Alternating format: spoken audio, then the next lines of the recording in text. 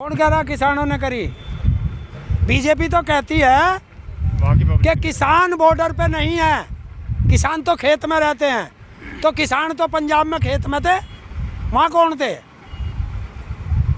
देखिए, जो घटना हुई वो दुर्भाग्यपूर्ण है, हम उसका समर्थन नहीं करते, दुख प्रकट करते हैं, लेकिन उनको सोचना चाहिए कि वे जनता के प्रतिनिधि हैं, जनता की बात सुने। और जब वहाँ की जनता दुखी है तो भैया फिर जब दुख में तो कोई भी कुछ थोड़ी बहुत कर दे, पर कम से कम कमबख्त ये विधायक कच्छा तो पहन लिया करें कि जैसे ही थोड़ा सा सिंबॉलिक था, जनता का रोष था, कोई कुर्ता फाड़ने का एक सिंबॉलिक देना चाह रहे थे, गलती से पजामे पे हाथ लग गया तो नंगे ही खड़े हैं। अरे इंसान है, इंसान तो बन के रहें। चलिए, मैं पजामा पहन के आया हूँ, जाते हुए गिर जाऊँ, पजामा फट जाए तो कच्छा हमारी इज्जत तो बचा लेता है। ये पता है कौन है जी न्यूज का मालिक है? और ये जी न्यूज वाले क्या बता रहे हैं? हमारे खिलाफ रोज जहर उगल रहे हैं और हमसे उम्मीद कर रहे हैं कि हम इन्हें मिठाई खिलाएं। तू तो देगा हमको सल्फास और हमसे उम्मीद कर रहा है कि हम जो है तेरे लिए मिठाई लेके बैठे हैं। अगर सल्फास उगलेगा तो लठ खाएगा। सही करा।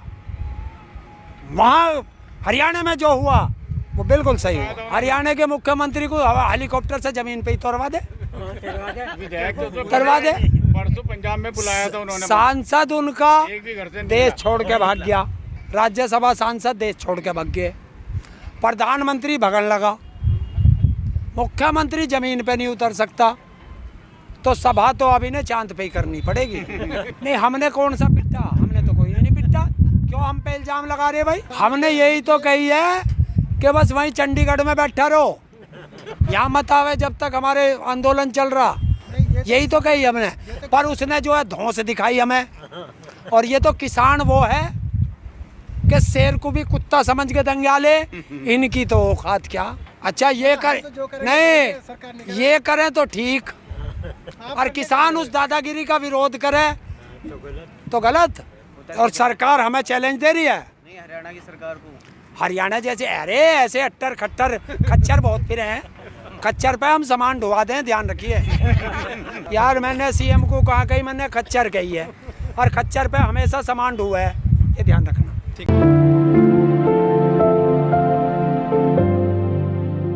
लेकिन एक माननीय है, उसके कपड़े फाड़ना कितना जायज लगता है? ये तो गलत बात नहीं, किसी पे किसी की इज्जत से खेलना। माननीय बनाया किसने? देश की जनता ने। और देश की जनता का तुम अपमान कर रहे हो। जिसने तुम्हें ताज पहनाया उसी को तुम जूते मार रहे हो, उसी को तुम खालिस्तानी कहते हो, उसी को तुम पाकिस्तानी कहते हो, उसी को टुकड़े टुकड़े गैंग कहते हो। तो तुम मान्य हो गए। किसानों ने जो है हर गांव में बोर्ड लगा दिए हैं बड़े बड़े कि बीजेपी के नुमाइंदे इस गांव में ना घुसें। ये तो संवैधानिक अधिकार है, आदमी कहीं भी जा सकता है पूरे देश में। नहीं, जाने को किसने मना किया? उन्होंने ये नहीं कहा कि बीजेपी का नुमाइंदा ना घुसे। बोर्ड लगाए हैं, हाँ, बोर्ड में, पश्चिम उत्तर प्रदेश में बोर्ड बिल्कुल लगे हैं। आप बीजेपी के झंडे पंडे लेकर क्यों पहुंच रहे हो? क्या करने जा रहे हो? सरकार ने किसानों की बात सुनी कहाँ बता रही जनता को? 4 महीने से ज़्यादा हो गए सरकार की बात सुनने की नहीं आए थे। क्या सुनी उसने? 300 से ज़्यादा किसान शहीद हो गए। क्या एक बार भी उसके मुंह से उनके लिए संवेदना व्यक्त के लिए निकला? ना, किसान कोई भी हिंसक नहीं, किसान तो बहुत दयालु है, तभी तो यहाँ बैठा। अगर किसान हिंसक होता तो ये सांसद कहाँ होते? दिल्ली में नहीं होते। ये देश को इतना गुलाम करना चाहते हैं, इतना गुलाम करना चाहते हैं कि देश की 85% जनता के हाथ में कटोरा हो और सुबह उठे तो आप उसका देखो मजदूरी इनके नसीब में रहे और सिर्फ रोटी के लिए लड़ते रहे।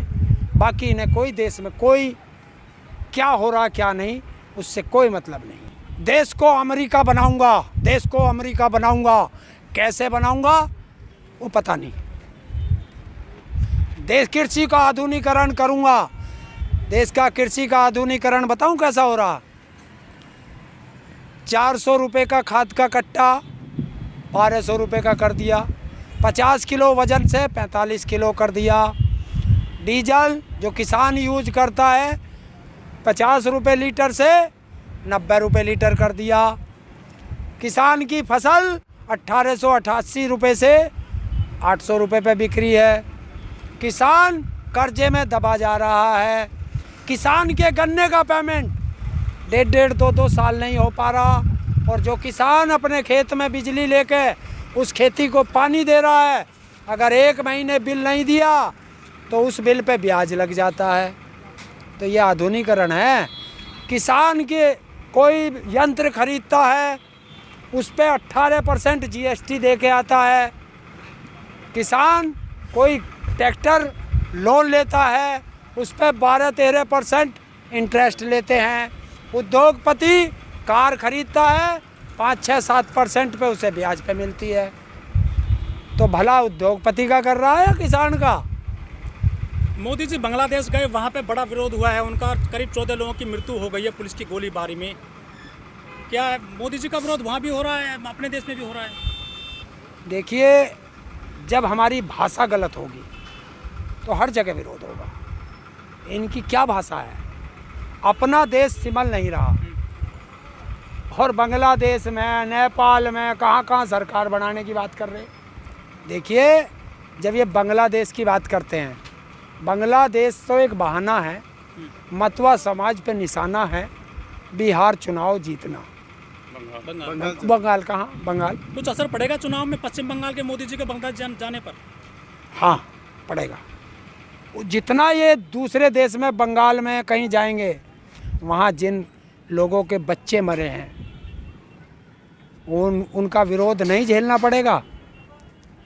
वो जिनसे हम वोट मांगने जा रहे हैं उनको पता नहीं है कि उत्तर प्रदेश, उत्तराखंड, पंजाब, हरियाणा, जिनको ये 6-6 साल से अमेरिका बना चुके, वो सारे सड़क पे पड़े।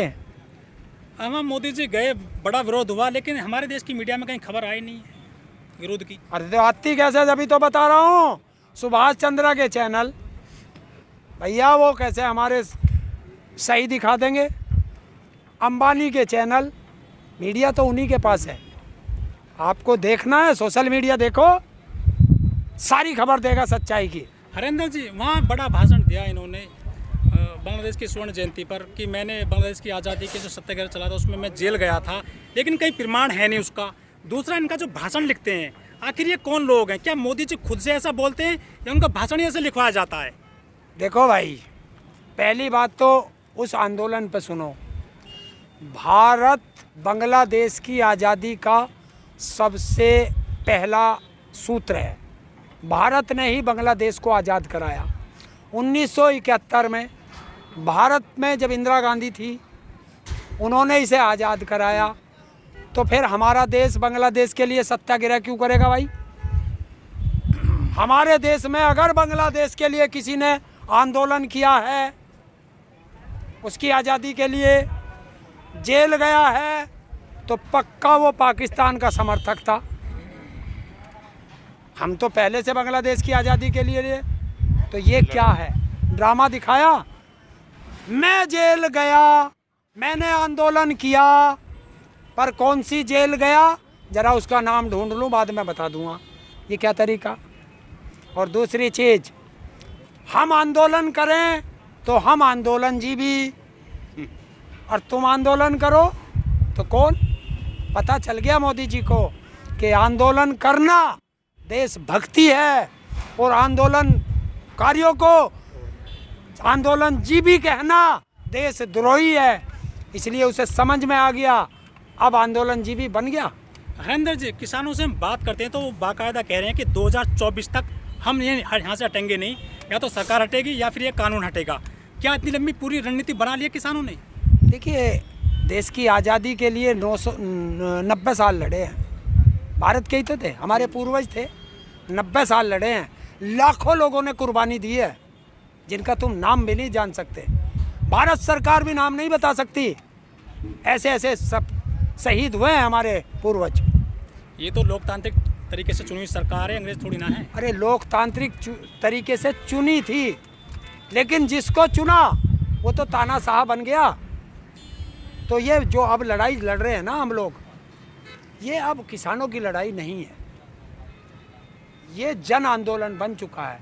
और जन आंदोलन अब देश की दूसरी आज़ादी की लड़ाई ये शुरू हो चुकी है। जिस तरह से अब ये 2024 हो, 2040 हो या 2070 हो, अब हमें भी पता नहीं है कब तक चलेगा। जिस तरह से बीजेपी के विधायक के साथ में जो घटना घटी पंजाब में, आपको क्या लगता है जो बीजेपी के विधायक हैं, नुमाइंदे हैं, कार्यकर्ता हैं, कुछ डरे हैं, कुछ असर पड़ा है उन पे? देखिए, जब पिटते हैं ना, पिटता एक है, डरते अनेक हैं। देखिए, जब यहाँ को कुत्ते जा रहे हो ना, तो एक कुत्ते का लठ मार दे, सारे कुत्ते भाग जाएंगे। भागेंगे नहीं भागेंगे, बहुत तेज भागेंगे, काऊ काऊ काऊ काऊ काऊ करके सब भाग जाएंगे।